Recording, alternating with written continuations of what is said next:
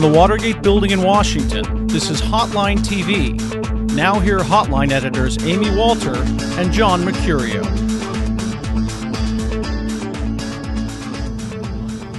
I'm Amy Walter. And I'm John Mercurio. And today it's Rudy versus Romney.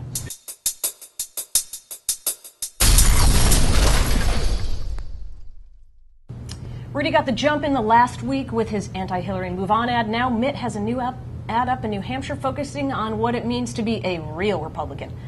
Let's take a quick look at both.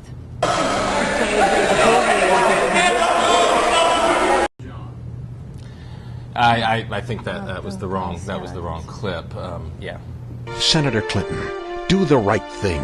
Apologize for your comments and condemn the MoveOn.org ad. If we're going to change Washington, Republicans have to put our own house in order. It's time for Republicans to start acting like Republicans. Glad we got that straightened out, John.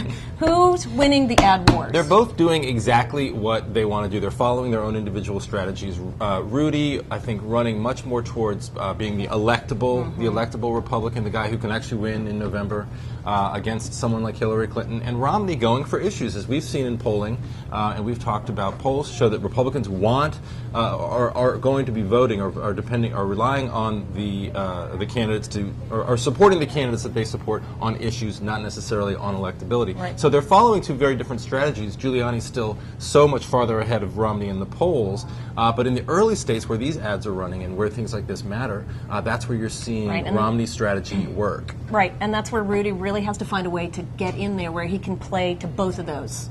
Right, that he can be the conservative candidate, take on the anti-war left, take on Hillary Clinton. That should give you some good credentials, while also saying, P.S. Come on, I'm the best known candidate. I can also appeal to independents. That's why you need me to be here. Do you want the Republican legacy to end with the Bush era? I mean, he's going to be telling. At some point, he's really got to distance himself from Bush and say, look, we need another 4 years in order to save this Republican Which Party. is exactly what Mitt Romney's saying, which is pretty, I mean, it is pretty sensational when you think about it, which is to say to Republicans, look, I know you guys are depressed. I know things aren't, you were really disappointed with what happened in 2006. You need somebody who's outside of the system to make it work, which is also a shot at Fred Thompson. I'm sorry, Amy, it looks like we've got some breaking news. We're getting word that O.J. is 23 minutes late to his arraignment. Viewers, again, that's 23 minutes late to his arraignment. Oh, my God. Yeah. So anyway, what were you saying? Something about, so Romney and Thompson and...